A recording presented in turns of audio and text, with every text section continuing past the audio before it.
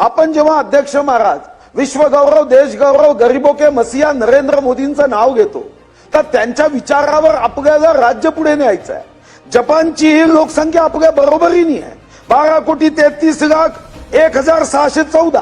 त्यांचं क्षेत्रफळ सुद्धा 3,77,974. भूकंप आहे, सुनामी आहे, ज्वालामुखी आहे, पण आपलं किती पुढे आहे.